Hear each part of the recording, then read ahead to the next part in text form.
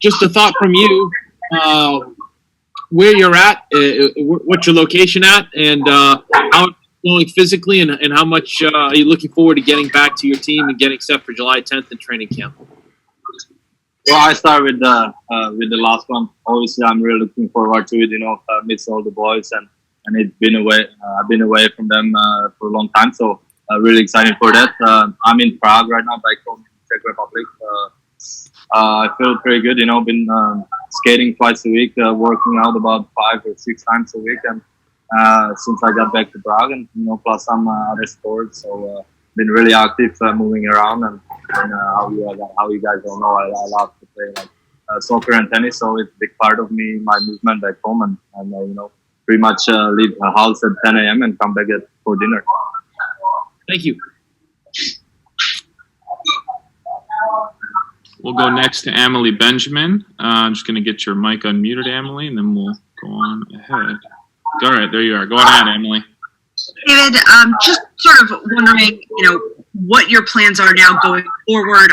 Are you coming in for any part of phase 2, or are you going to wait and then come back for phase 3? To be honest, I haven't got that far yet, but for sure I would probably try to come a little bit before the training camp, obviously to get more on ice sessions, and some practices with the boys. So I do not have the exact date for you, Emily, but I said, it's going to be pretty soon. Great. We'll go next to Mike Loftus. I'm just going to unmute your line.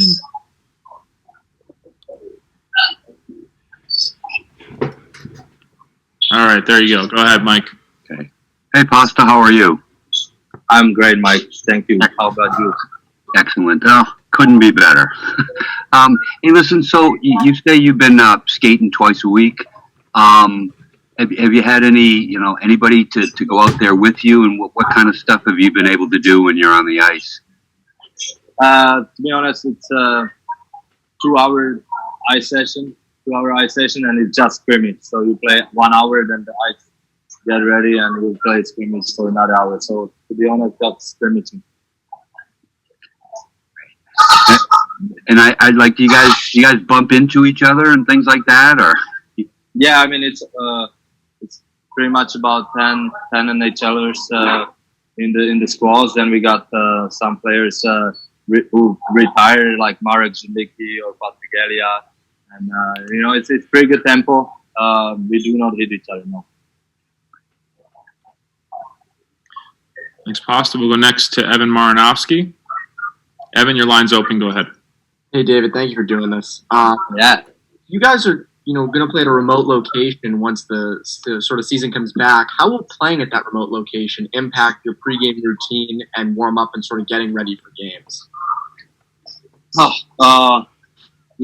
me, not as much. I mean, I don't have a kid,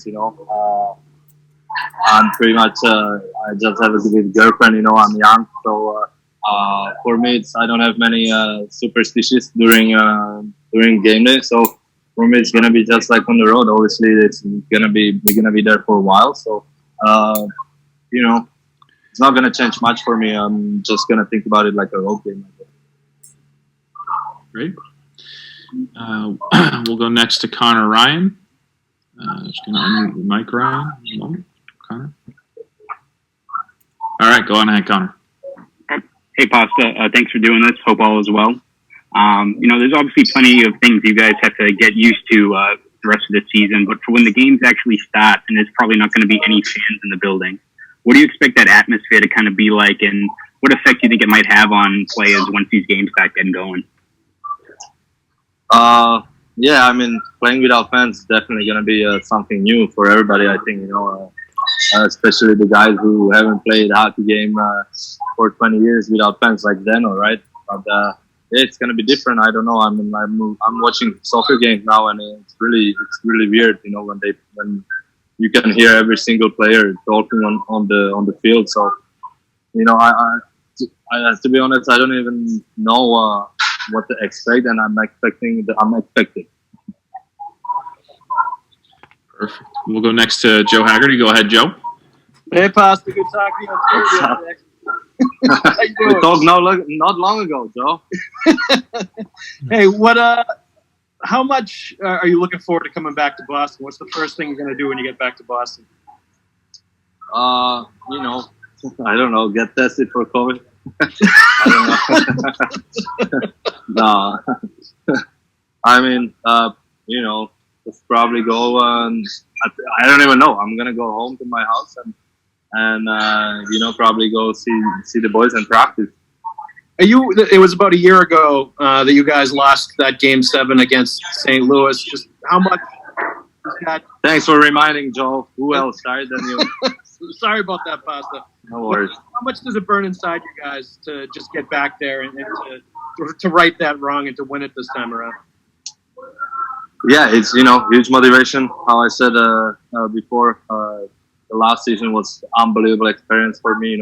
I don't think I would be where I'm at without last year. But obviously we had a great season played, and I think we were a better team than last year. So we'll see. We need to get back into the work, and mentally, most importantly. So we're gonna get some time, hopefully, and really exciting and can wait to start the playoffs. Playoffs are the best part of hockey. So I'm happy that we're finishing. Thanks, Pasta. Fluto, go on ahead. Your line's open. Hi, David. You end up with 48 goals and 2 shy of 50, which not many players really get to do. I'm wondering just how that feels for you, that it would have been really nice for you to get 50, to come up too short in a shortened season. How do you feel about that, and how will that affect you going forward? Yeah, to be honest, it's a little sad, but at the same time, I was actually more mad about 100 points than 40, 50, to be honest. But overall, it was a good season. Sometimes in the world happens things that you can control, and that's what happened. And for me, I'm really happy, and I felt good the whole season. And I'm playing with a great teammates and line mates that I can learn from every single day. And that's a big part I'm focusing on to a guy like Bergie being my mentor every single day in the locker room and on the ice is awesome. And obviously, without them, I wouldn't be where I'm at. Thanks, Pasta. We'll go next to Mike Petralia. I'm just going to unmute you, Mike, one moment.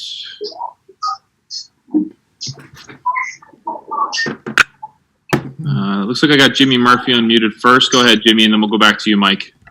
Hey, David. Thanks for doing this. How you doing? Good. Thank you. Good.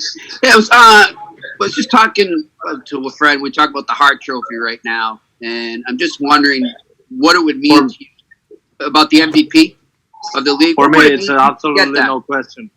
For me, it's absolutely no question because for me, what Leon Draisaitl was showing up the whole season, and a lot of people say, "Oh, he's playing with Connor," and stuff.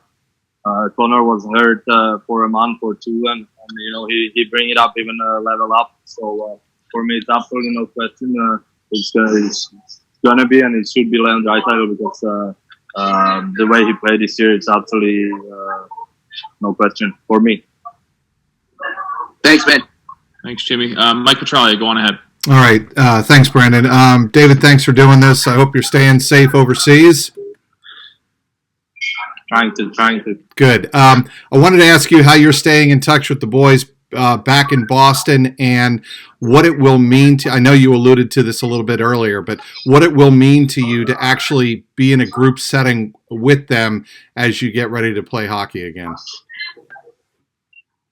Yeah, I mean, it was good. It was great. We had I don't know if you guys know, but we had a Zoom call, once a week with the team. So that was a great way to catch up and, seeing all the boys on the camera. So, obviously through the phone and through some FaceTime, and been catching up pretty much with all the boys. So, that's pretty much all we could do, just FaceTime each other. Thank you. Thanks, Pasta. Rich Thompson, go on ahead. Your line's open. Hi, David.